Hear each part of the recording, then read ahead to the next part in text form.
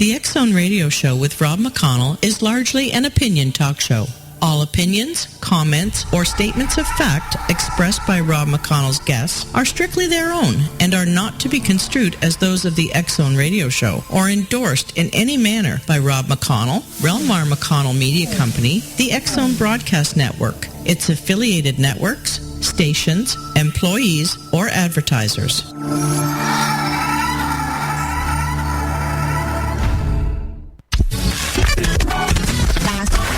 All Hit Radio.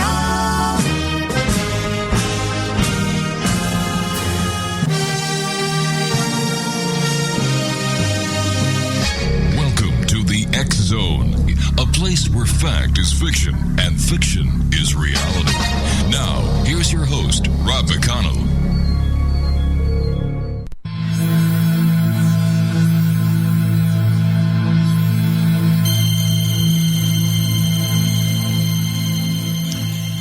Welcome back to the X-Zone, everyone. I am Rob McConnell. We're coming to you from our broadcast center in Hamilton, Ontario, Canada, on the XZBN and the all-new IPBN radio network.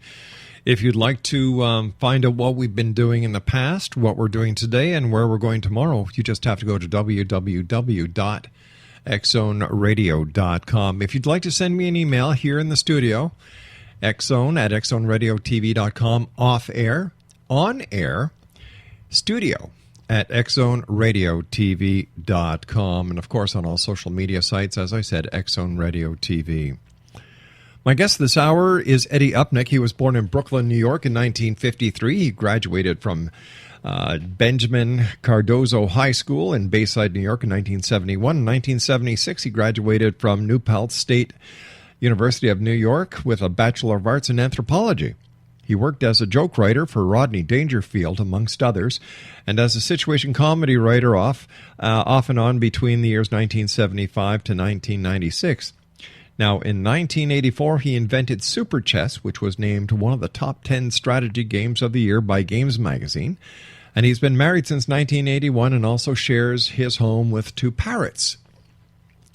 I share my home with 3 dogs and a partridge in a pear tree. No, I just threw that in for good measure. Now, while on vacation in Antigua, which is a beautiful place, in 1995, Eddie met an Englishman named Sidney Dowse. Now, Mr. Dowse was one of the men who escaped from Sagan, the prison camp portrayed in the 1963 movie The Great Escape. Now, Mr. Dowse had information that was not in any history book. Dowse related events both from his own recollections and also those he had been told to by his associate, Stewart Menzies, the head of MI6 during World War II. Upnick made a promise to Sidney Dowse that he would not repeat anything he had revealed to him until after his death. Mr. Dowse passed away in 2008. Joining me now, here in the X-Zone, is the one and only Eddie Upnick. Eddie, welcome back to the show. Nice having you with us again, my friend. Boy, what an introduction. I just wanted to keep listening there for a while. Hey, listen, anybody who worked for Rodney Dangerfield is someone who should be placed on a pedestal, as far as I'm concerned. Well, he was quite a character. He was a lot of fun to work for, actually. Was he much different offset as when he was on? Yes and no. I mean, it was something I can tell you that most people don't know about Rodney. Okay. He was actually a nudist.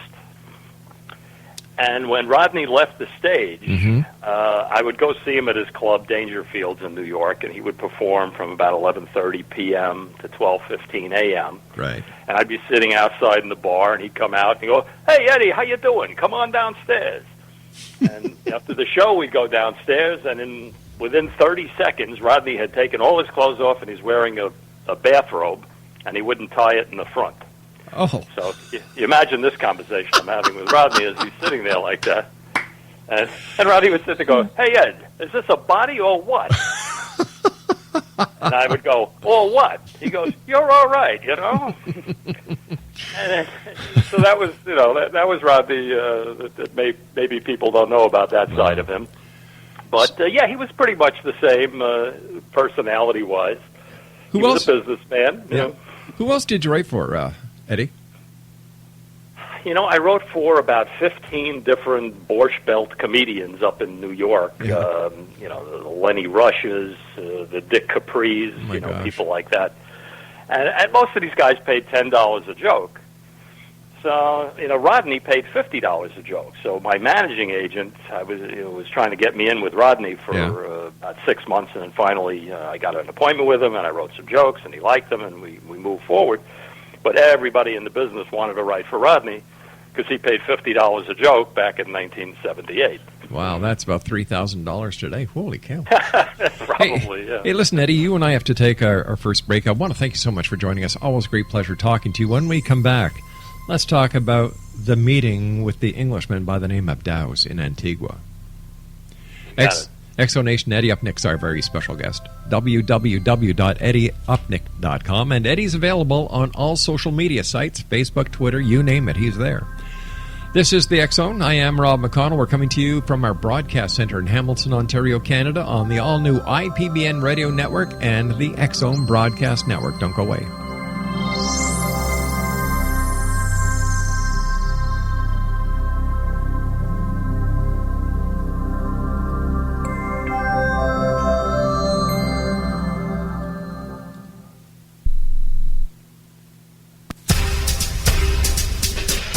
In Victorian England, a famous theologian posed a perplexing riddle. Why are the two top personalities in the Bible tagged with the numbers 7 and 11?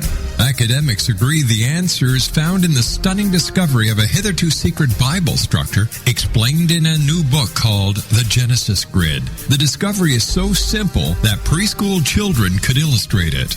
Certain claims are hugely controversial and may offend some, but at the X Zone, we've studied this awesome new book and agree with one expert, and I quote, "These discoveries appear to be beyond coincidence." So who or what hid this wonderful pattern in the Bible, and what might they do next? Find out more, X Zone Nation, and read reviews on www.genesisgrid.co.uk. That's www.genesisgrid.co.uk.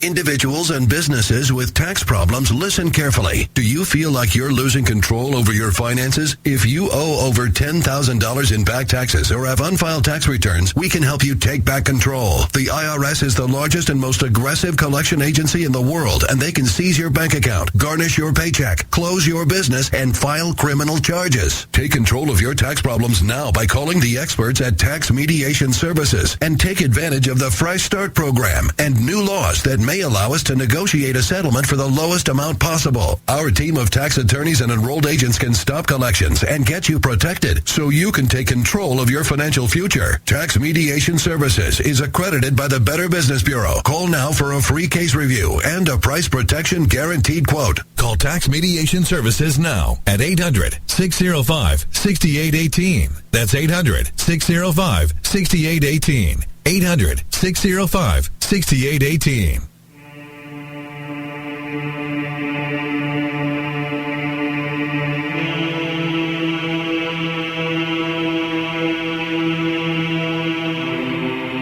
Exonation, Eddie Upnick is my special guest of this hour, www.eddieupnick.com. Eddie, for those people who haven't heard this fascinating story, why don't you take us back to 1995 when you were on vacation in Antigua and share with our listeners this fascinating story. You got it. My wife and I went to Antigua to a sandals resort, and we were seated at a long rectangular table for dinner. And seated opposite us were Sidney Dowse and his wife, Penelope. And Penelope was halfway through the dinner goes, "Oh, my husband, he was one of the men who escaped from that prison camp that they made the movie about." And since The Great Escape was one of my favorite movies of all time, and my eyes opened up wide, and I turned to my wife and I said, "Honey, I'm sorry, but you may not see me for a week. I'm going to be following this man around. I want to hear every story he's got to tell." You're probably the only groupie he's ever had. You might be right about that, because he was pretty quiet. He didn't really advertise what he knew before I met him anyway. And sure enough, we were sitting around drinking a lot. Boy, he could put it away. And we were sitting at the bar one night, 2 nights, and at the beginning he was just talking about the Great Escape and what was going on in the prison camp, and that was interesting to me for sure, and that's all I thought I would get out of him. He did tell me that there were no Americans that actually escaped from Sagan. In the movie, the Steve McQueen, James Garner, they got out of the camp. But he said in reality, he says the Americans helped build the tunnels, but the Germans moved all the Americans to one barracks, which was furthest away from where the tunnel was. So none of the Americans were able to get out when the 76 men escaped. And he was one of the 76 that got out. And as everyone who followed that movie knows, 50 of the 76 were shot and killed by the Gestapo. He was recaptured and put in another prisoner of war camp. And a quick story about that, he was in a prisoner of war camp, this is toward the end of the war, and he was there with 4 German generals who just tried to help in the assassination attempt of Hitler. So these guys were treated very well, the generals, and Sidney got into a poker game with the 4 of them, and they were all playing poker. And one of the generals gets a little drunk, and he says, "Oh, yeah, we've had a German agent at MI6, for the whole war, And Sidney got the guy's name, the agent's name from this man, and he wrote a letter to his mother in code. His mother knew a code that they had set up before the war even started, and the German censors couldn't see anything in the letter that looked unusual. Right. So they sent the letter on to England, and Sidney's mother took it over to Stewart Menzies. Menzies understood the code, and he had this guy shot. So, it was near the end of the war, but they did get this MI6 German agent just from a poker game that he was playing. Let me backtrack a little bit now, because the story, on the 4th night when I was with Sidney, after he finished telling all the stories about the prisoner of war camp, right, he's sitting there and he's looking at me and he says, Eddie, I says, I don't have any children. I said, well, I'm sorry about that. He said, no, that's not why I said it. He said, I'm 85 years old, and I don't want this story to be lost in history.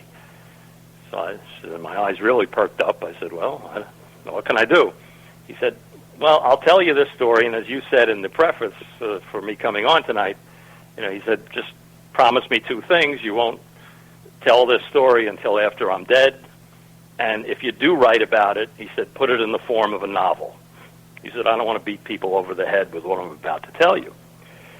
And I took out my pen and my pad, and I asked him if I could take a tape recorder. He said, no tape recorder.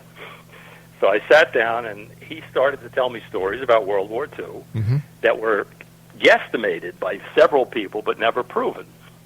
One of them was that they broke the Japanese code in late November of 1941.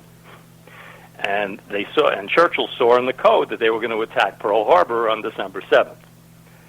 So Sidney said Churchill had a tough time with this. It took him 3 days to decide what to do, and he finally decided to call Roosevelt and tell him to get his 4 aircraft carriers out of Pearl Harbor between December 1st and December 14th. And Roosevelt asked him why. He said, don't ask any questions, just do it. So all 4 aircraft carriers were out of Pearl Harbor when the sneak attack happened. And one of the notes that Sidney told me, he said they also decoded a note that if 3 of the 4 aircraft carriers were sunk at Pearl Harbor by the sneak attack, Japan was going to invade Hawaii, which could have changed the outcome of the war for sure if they were successful in doing that. So thankfully, all 4 aircraft carriers were not there, and none of them were damaged. And they got even in the Battle of Midway. But that was one of the stories that he told me that was not, specifically written about by anyone that I'm aware of. Yeah. But he had a great story about Joseph Kennedy. Joseph Kennedy was the ambassador. That's John F. Kennedy's father. Right. He was the ambassador to the Court of St. James, representing the United States in London, and he had constant meetings with German officials. So Churchill kept saying, "Follow this guy. Get pictures. I got to see who he's talking to." And he went to Berlin, Joseph Kennedy, and he met with Hitler. And I had pictures of him with Hitler having a meeting. And then he came back to London, and Churchill said to Sidney and 3 other men, I want you to break in to the American embassy. I'll invite Joseph Kennedy over for dinner. Sounds like Watergate. Yeah, that's true. That's the modern version of it. Oh, okay. And they had somehow they had the safe combination. They went over, they opened up the safe, they photocopied the documents, they closed the safe. Joseph Kennedy leaves after dinner. Sidney and the other three men in blackface come back to talk to Churchill. And in the documents, it said that when Germany wins World War II, Joseph Kennedy will be his top lieutenant in the United States. So Joseph Kennedy figured that Germany was going to win the war, and he was covering himself. And Sidney said that Churchill felt that the curse of the Kennedys was because of this document that Joseph Kennedy signed with the devil, as he called Hitler. Unreal. Yeah, the other interesting thing was they used it to their advantage, because Joseph Kennedy was always warned by Berlin if there was going to be an air raid on London. So whenever they saw Joseph Kennedy get in his car and drive to the north to get out of London, they knew the German planes were coming. So they sent up all the Spitfires, and they had tremendous success shooting down the German bombers, and the Germans couldn't figure out how they knew they were coming. And it was basically because they kept seeing Joseph Kennedy leave London and head north. So they used it as counterintelligence, and it worked out very well for them. Do you think there's a connection between the assassination of JFK years later and what Joseph Kennedy was doing during World War II? I would guess not, but it just seems like the Kennedy curse was pretty strong for all the male members of that family. Not too much good happened to Joseph Kennedy's children. His son actually fought for England and was shot down and killed. In London, he joined up with the British. That was Joseph Kennedy Jr., JFK's older brother. And we know what happened to JFK and Bobby Kennedy and Chappaquiddick with Ted Kennedy. So, maybe Churchill was right. Maybe there was a family curse that was put on because of the deal that Joseph Kennedy signed with him. Maybe. Who knows? Strange times, my friend, and it seems that there are segments of history that, what's the word I'm looking for? Follow the ancestry of someone who has done something bad in the past, and, it's like it works its way out in the future. I guess somebody would call it karma. But That's I always... Dalai Lama's play, yeah. Yeah, I always thought that John F. Kennedy was a good guy. Well, he probably was. Yeah. But the curse of the father sometimes overwhelms. That is so true. During the intro, I used the name Menzies. Now, who is this Mr. Menzies? Stewart Menzies was the head of MI6 during the war. Menzies had daily meetings with Winston Churchill. And the story that Sidney told me, this was a meeting that he had. Sidney did not know this before the war started or during the war. But he met Menzies in 1955 in London. And they were in a bar, and they were drinking and talking about the war. And that's when Menzies told Sidney Dowse this story that he had kept secret for all these years. And this is what Sidney told me, that Menzies, two men came into British Command headquarters in July of 1939. The war started in September 1st of 39. These two men came in, and they had a list of 19 names. And they gave these names to Menzies, and they said, look, these are all German agents in London. You better get rid of them. And he looked over the names, and he said, all right, I'll look into it. And they also came over and said, we have something we can help you with. And he had a handheld device, sort of like an iPhone, one of these two men. He walked over to the British central desk, started pushing a bunch of buttons, interfacing with their radar system. And they improved the British radar by about 75 miles, so they could see the German planes coming from about 75 miles further distant. And lastly, they handed over a very complex piece of paper, which he gave to Menzies. He said, this is a way to decode the German Enigma codes, which are the orders that the German officers in the field give to their men, and the British were trying to decode it. Yes. And this was given to Menzies, and Menzies gave it to his deciphering people. And they were looking at, and it was basically the design for the first computer. And Alan Turing was given this piece of paper, and Turing was working on it, and said he was helped greatly by, whoever wrote this piece of paper, and it was, given to him by one of these two men. So as these two men, after about 15 or 20 minutes, were leaving, Menzies turned to them and said, "Are you guys German defectors?" And one of them left, and the other one turned in the doorway. He said, "No, we're not German defectors. We're just here to make sure a certain future doesn't happen." All right, stand by, and Eddie, you and I have to take a break with the news at the bottom of the hour. Fascinating story. Exonation, Eddie Upnick's our special guest, www.eddieupnick.com. You can find Eddie all over the internet, on Facebook, on Twitter, you name it, he's there. Once again, www.eddieupnick.com. This is the X Zone. I am Rob McConnell, and you're listening to us on the IPBN Radio Network and the X Zone Broadcast Network. Don't go away.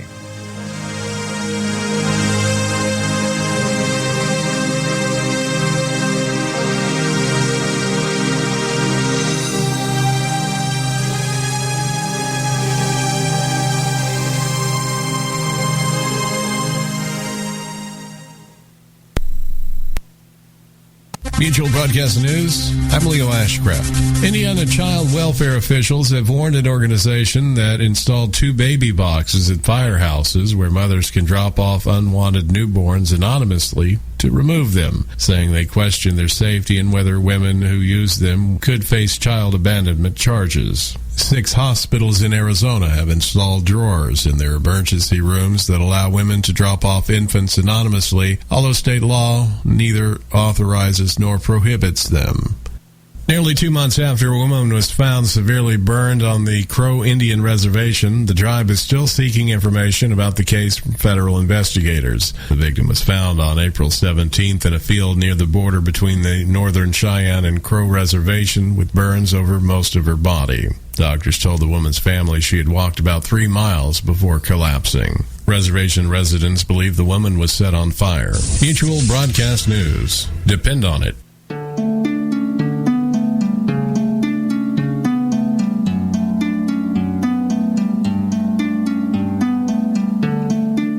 Manifestation is driven by imagination, intent, and passion. In our culture, all three have been distorted and disabled by modern media and exploitation. Re-engage your imagination and your passion by entering into the world of paranormal romance.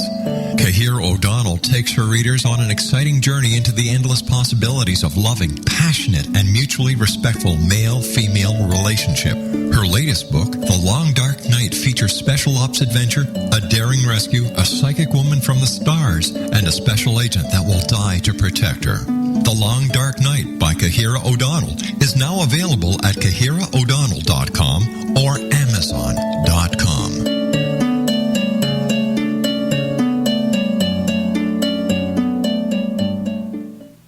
Are you considering calling a psychic to read your situation? Then consider David Champion, a psychic medium for more than 20 years with thousands of readings under his belt. David Champion will make you feel comfortable. He has proven to be honest and accurate. He's a straight shooter. There's no guesswork. What he sees is what you get. While he is a medium, most of the calls focus on relationships. Not only love, but work, school, neighbors, and more. Need help with finding a job and preparing for the interview? Are you dealing with people who are obstacles in your path? For more information, go to davidchampion.com, $1.50 per minute paid by credit card with a minimum of 30 minutes. For your reading with David Champion, call 1-877-702-8598. That's 1-877-702-8598.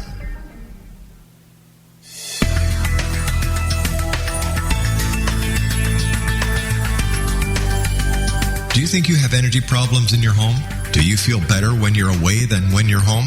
Joey Korn is a global leader in the world of dowsing who specializes in personal energy clearing and space clearing. He can help you create an ideal energy environment in your home no matter where you live in the world. Learn about his remote spiritual house cleaning services and much more at www.dowsers.com. You can get Joey's book, Dowsing, A Path to Enlightenment, as well as other dowsing books and tools, Kabbalah books, and Walter Russell books. Joey's work is really amazing. Go to dowsers.com right now. That's DOWSERS.com or call 1-877-DOWSING. That's 1-877-369-7464.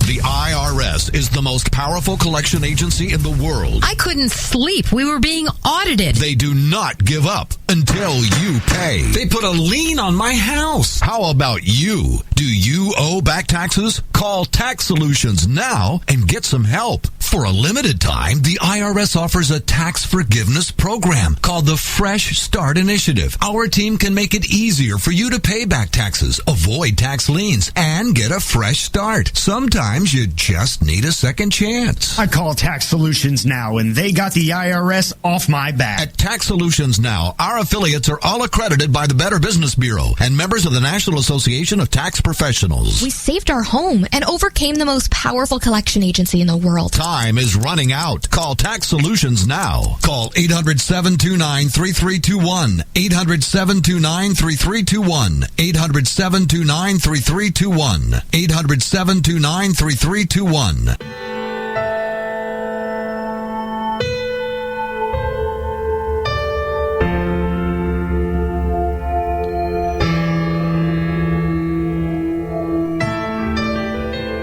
Welcome back, everyone. Eddie Upnick is my guest this hour. www.eddieupnick.com is his website. And Eddie, at the end of your visit with Mr. Dowse in 1995, and he had told you all these stories, what did you think? You know, I believed him. He was just somebody that you didn't think was a BS artist, somebody that was just telling it. He wanted to get this off his chest, and I guess he found me easy to talk to, and told me all these stories. And it certainly changed my writing because I was a comedy writer until I met him, and after I met him, I sort of turned into a science fiction specialist in writing this 4-book series that I did, and it started with Time Will Tell, which I just finished the screenplay for, by the way. And we're trying to push that around. But, I think it could be a very interesting ongoing series if we can get it to the right people. Now, what do we know about Mr. Menzies? Well, Menzies was the head of MI6, very well respected. Right. Quiet man, and, he told Sidney this story that these two men came into British Command headquarters and, helped the Allies with the information they gave them. And Sidney turned to me, and I said, he didn't think these guys were German defectors. They said they weren't. I said, who did he think they were? And Sidney, very deadpan, he says, well, he thought they were time travelers that came back to help the Allies win World War II. And I looked at him, I said, do you believe that? I said, no, I don't know, but Stewart certainly did. So the head of MI6 thought that these two men might have been time travelers that came back to help the Allies win World War II. There's no proof of it, just these stories I was told, but it certainly sounded feasible to me. It was enough to get me to write 4 books about it. Why would the time travelers go to British MI6 instead of going to the U.S.? Well, at that time, the United States wasn't in the war yet. But if they knew that, if they were time travelers and they knew what was going to happen at Pearl Harbor, why did they not, warn the Americans and work with the British? Well, to me, it seemed like those 19 German agents that were hidden in England, some of them in MI5, some of them in MI6, it was more important to get rid of those 19 people. And Churchill even told Sidney after these guys were secretly killed that they could have changed the outcome of the war because they had some very influential. One of them was the head of a foreman of a munitions plant, and when he was given the go to destroy the plant, he could have done it. It sounded very feasible to me. I mean, if time travelers were ever going to come back in history, World War II seems like the focal point. Why wouldn't they have come back in World War I? I'm just trying to figure out why their return. Well, maybe they did come back in World War I. We just don't know about it. Well, maybe World War I wasn't as crucial. They didn't have the weapons of mass destruction that they were on the verge of having in World War II. True. And then you can play the devil's advocate and say, why didn't they warn the Japanese when the Americans were coming with 2 atomic bombs? Well, that was just payback for a sneak attack. Gotcha. Getting even. Gotcha. Tell us about Time Will Tell. Okay, well, Time Will Tell, the first half of the book is basically the stories that Sidney told me, interwoven with a sci-fi concept of aliens. For example, these time travelers, if they were indeed time travelers, came back from the year 2133 in my book to 1938. And they were chased back in time by 2 SS agents from the future carrying the most horrific weapons of the 22nd century. And it becomes a real chase action movie, right? Where the scientists are trying to change the outcome of the war. They go to different countries. 2 of them go to the United States and trying to convince Roosevelt that the Germans are coming and that they have to stop them. One of them goes to MI6 and gives them the 19 names. So it's very similar to what Sidney told me, but I did put it in book form, but I made it into a sci-fi story, which was all of my own doing. Right. To try to keep up with what Sidney had asked me to do, which was to put it in the form of a novel, rather than just a factual story, which would have been interesting in itself if I was able to just write everything Sidney told me. It probably wouldn't have been a book, but it could have been a very intense short story. He told me some other interesting things, Sidney, about the war. Okay. I asked him about Neville Chamberlain, and I said, is he the fool that history has made him out to be? The Peace in Our Time speech when he went to Germany. He said he was not a fool at all. He said Neville Chamberlain knew exactly what Hitler was. He said he knew that history would view him poorly, but he wanted to buy more time for England to prepare for war. So he played the fool. And he made friends with Hitler and said, oh, he's not going to do anything. He's my buddy, And it probably bought an extra 6 months for England to get ready, to build a few more destroyers and battleships. So he was very adamant about talking about Neville Chamberlain, that, he was not the fool. And he wanted me to put that in the book as well, which I did. He also mentioned the date of December 11th, 1941. Which is probably the most important date that nobody knows about in World War II. He said, Winston Churchill, after the December 7th attack at Pearl Harbor, Winston Churchill was beside himself because 2 days after the attack, the United States still hadn't declared war on Germany. We only declared war on Japan. And he needed America in the war in Europe desperately. And he was told that the Americans were not going to enter the war in Europe. They wanted to finish the Japanese first before they got involved. And on December 11th, that's when Hitler declared war on the United States, which probably, if you're looking at it from the Axis point of view, was the biggest blunder of World War II. If the Americans are going to leave you alone, why declare war on them unless that was a preconceived plan that he had with Hirohito to take some of the pressure off of Japan. But he said, Churchill was the happiest man on the planet on December 11th when Hitler declared war on the United States. But what didn't Churchill already know the date and time of the planned attack on Pearl Harbor? Yeah, he did, and he told the Americans to get the aircraft carriers out, which they did. The attack happened. He said the Americans had to suffer a little bit in this to get them angry enough to enter the war in Europe. But they didn't enter the war in Europe until Hitler declared war on December 11th. And he said he was like, Churchill was just stomping the ground, couldn't believe the United States was not getting into the war in Europe. And then Hitler declared war on the United States. And it ended that problem for the Allies. Unreal. Totally unreal. So your first book was Time Will Tell. What was your second book? The second book was Future Tense, which, sort of it continues the story of the time travelers that came back to 1938, the ones that survived, had children, and it sort of goes 4 generations deep in these 4 books. That how history was changed, and then these kids had certain powers because there was an alien that was helping. And the funniest story from Future Tense, this was absolutely classic. I was in New York. My wife was dragging me from one museum to another, and I was bored out of my mind. and we were outside the Russian consulate, and I had a Future Tense book in my trunk. I said, you know what, let me try something. So I take the book out of the trunk, and I walk up to the Russian consulate, and I ring the bell. And this guy, who was about 4 feet wide and 4 feet high, opens the door, and I just said, listen, I'm a writer. I wrote something about Russia. Yeah, I'd like you to read this. So he grabs the book, slams the door in my face, and I don't hear another thing for 2.5 weeks. Right. I wrote my phone number in the book, how they could contact me.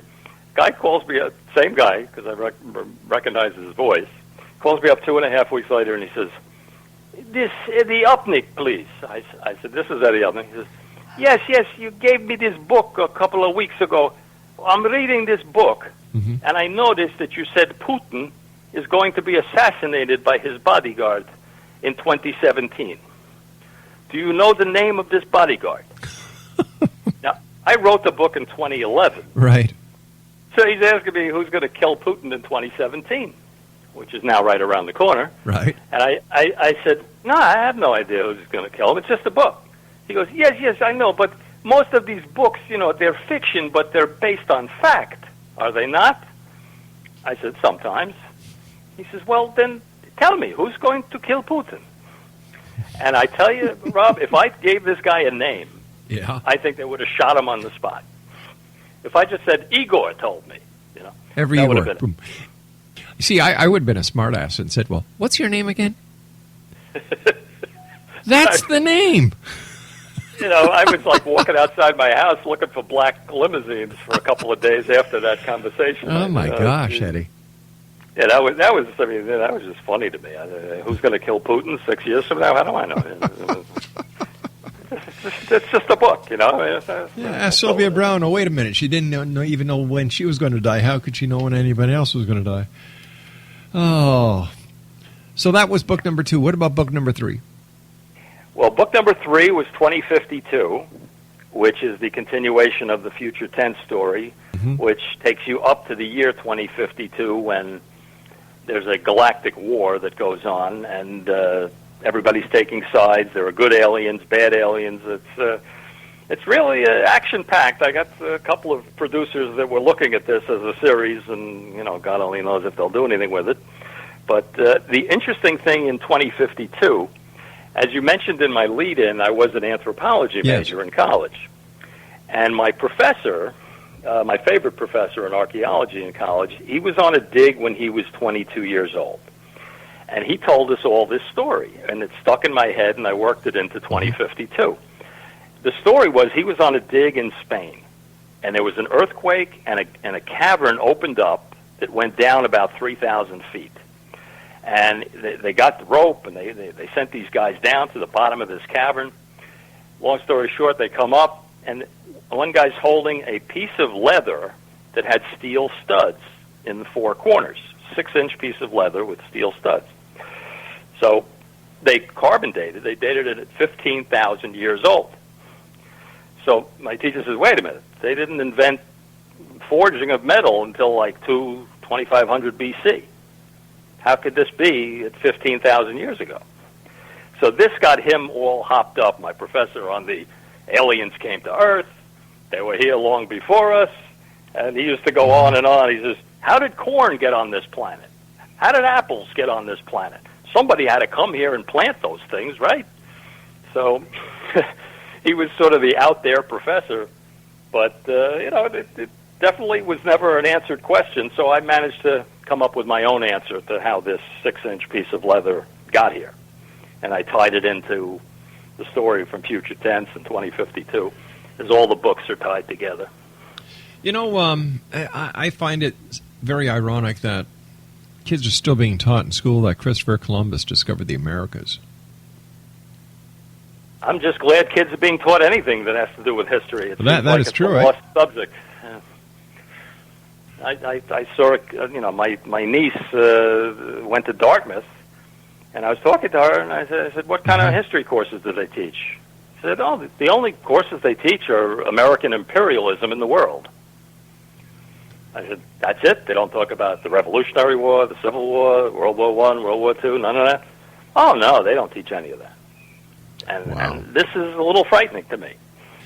It certainly is. Like this new modern technological age that we're in, you think that kids would be learning more, and it seems that they're learning less. The last thing I saw on the news yesterday was 75% of 25-year-olds can't find France on a map. That's not too enlightening. No, when God, I'm sure it was the same when you were going to school, Eddie, because we're the same age that, history, geography, English literature, they taught you how to spell, mathematics, science, health. These were all mandatories right through high school. Today, kids, if you'll excuse my way of thinking, kids are a lot dumber today than they were when we were kids. I can't argue with that. It's unfortunate that the agenda that's being taught is one-sided. It's just like after supper. I don't know what you did as a kid, but after supper we were told to go out and play. Then we had a certain time we had to be in. We had to do our homework. Back then, parents had to go through your homework and sign the homework. That's right. Kids have it really easy these days. What do? They sit in front of a TV. They play these video games that teach them how to be violent. Whatever happened to good old going out to the local baseball diamond and playing baseball, or horseshoes, or going down to the river and fishing? Whatever happened to the good old days? My God, I can't believe I'm calling my childhood the good old days. Well, we were active, and now this teenage obesity is off the charts, and it's from playing video games and not going out and playing basketball after school. It's also from eating all the crap these kids eat. I was going somewhere, and I had to stop in at a store and pick up something, and there was a high school near the convenience store, and the kids were coming in and buying big bottles of Diet Cola with potato chips. That's where their lunches are. Well, on the diet side, I wasn't too good in college either. I was just eating Entenmann's chocolate chip cookies on my way from one baseball game to another. Yeah, but you see, that was a secret, Eddie. You were doing that between one baseball game and another, so you were burning off what you were eating. That's true. Yeah, you weren't plumping yourself down in front of a TV or a computer and doing nothing for 6 to 8 hours. That's what we do now. Yeah, that's absolutely true. Yeah, scary times. Eddie, stand by, my good friend. You and I have to take our final break. X-Zone Nation, Eddie Upnick is my very special guest this hour. Great guy, great guest. We'll have him back on in the future. And I'm not a psychic, but I can tell you that. www.eddieupnick.com. And you can also find Eddie all over Facebook, Twitter, and other social media sites on the internet. Once again, www.eddieupnick.com. This is the X-Zone. I am Rob McConnell, and we'll be back on the other side as we wrap up this hour here in the X-Zone from our broadcast center in Hamilton, Ontario, Canada, on the Mutual Broadcast Network, the Talkstar Radio Network, the X-Zone Broadcast Network, and the all-new IPBN Radio Network. Don't go away. We'll be back after this news break. Nope, no news, just break.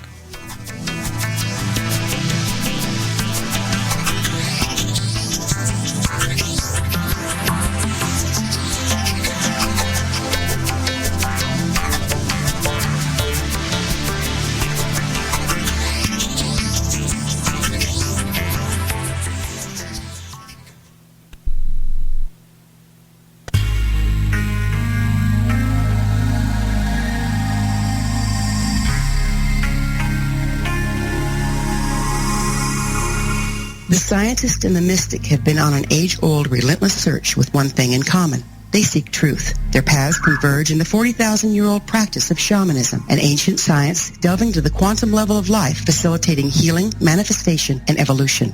I'm Gwilda Wiyaka, the founder and director of Path Home Shamanic Arts School, a unique Colorado State certified occupational school training shamanic practitioners and teachers.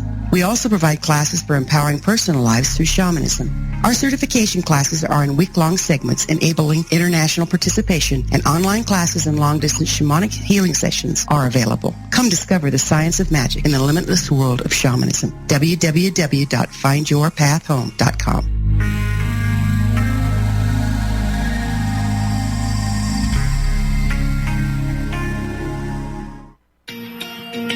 Wouldn't you love to know the secret to everything? Well then, meet Dr. Kimberly McGeorge and her cutting-edge breakthrough knowledge that combines science with possibility. Dr. Kimberly brings real-life answers and healing to those open to alternative solutions. She teaches solution-based programs and classes that will change all areas of your life forever.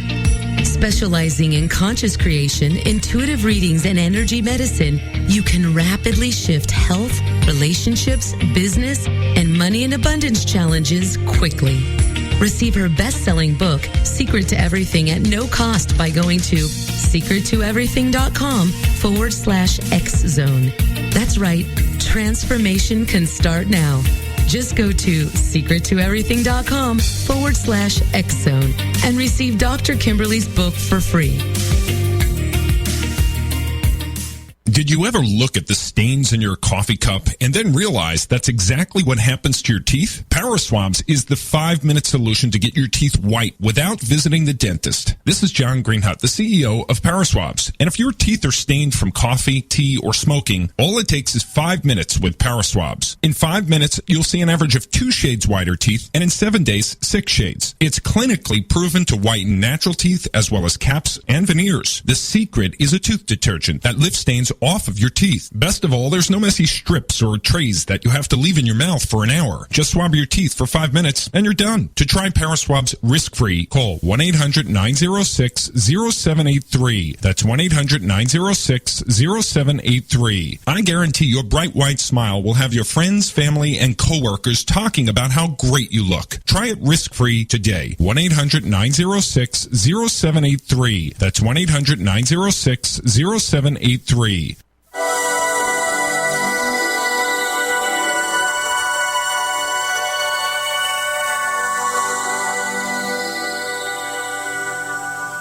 And welcome back, everyone. Eddie Upnick is our guest, www.eddieupnick.com. Eddie, what's your take on UFOs and extraterrestrials? My take on UFOs and extraterrestrials? Yeah. Well, I would think that they've been here, stopped by, said hello, took a few people, took them up to the spaceship, dissected a few of them. I get into that a little bit on the back half of Time Will Tell. My kind of take on the whole Roswell thing and where it went from there. I do have a few friends that I grew up with. One of them was George Tenet, who became the CIA director under Clinton and George W. Bush. And, after a few drinks, you get the story here or there coming from him, and you sort of piece things together and try to put a story that sounds interesting and plausible. But the answer to your question, I quasi-believe in it. I'd like a little hard proof, but... Sure. You mentioned Roswell. What do you think really happened there? I think something happened because, they're not so good at cover-ups. Nobody ever is. So something was covered up there. Whether an alien ship crashed and there were 3 of them in there that were dead and they were taken to the 8th Air Force Base in Texas to be examined. There are all kinds of stories. I mean, on your show, Rob, you probably have guests all the time talking about this who know a hell of a lot more about it than I do. I wouldn't say that, my friend. I wouldn't say that. There are those who think they do. But when push comes to shove, I don't think there's anyone out there who knows what really happened. I do know one thing for a fact, that this hero that everybody claims to be such a great guy who found the debris as he was dispatched by the Air Force Jesse Marcel, the base intelligence officer. In my book, he was anything but intelligent, because what does this guy do? He picks up debris from a crash site, an alleged crash site, and instead of going right back to the base to maintain the chain of custody, he decides to go home in the middle of the night, wake his wife and kid up, and let them play with his evidence. Well, he just could have been a little spaced out. A little? I wouldn't do that. There's something, a loose cog in there somewhere. You know, and when I talk to my guests who are supposed to be, and I'll put the air quotations on this one, experts when it comes to Roswell, New Mexico, they say, well, you really can't use that as a case for discrediting him. Why not? Well, he certainly didn't follow protocol. That's right. And, government people usually follow protocol to the T. Usually. Yeah. So what's next for Eddie Upnick? Well, I'm just, I wrote the 4 books. I'm trying to get the screenplays written now. And I'm trying to get it through the system, which is difficult because when you're my age, with 62, they're looking for 25-year-olds to be writing all the screenplays now. So I've already warned some of my young cousins that they may be the actual writer of these stories if I ever get far enough. and I get to that pitch meeting with all the 22-year-olds calling me grandpa. That I'll let her or him put her name on the script ahead of mine, because that's what you got to do these days. I have one quick funny story about the Blacklist. Eddie, I've got about 30 seconds. Go ahead. Okay, the Blacklist is a screen reading service. Long story short, they read the Time Will Tell screenplay. They loved it.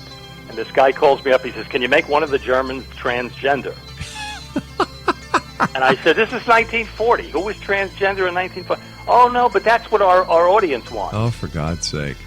And Eddie, I just sort of said, good talking to you. Eddie, take care of yourself. We'll have you back on in the near future, my friend. Until then, take care of yourself. Stay well and be safe. Thanks, Rob. Same to you. Bye-bye, buddy. Exo Nation, I'll be back on the other side of this news break as we continue here in the X Zone from our broadcast center in Hamilton, Ontario, Canada. Don't go away.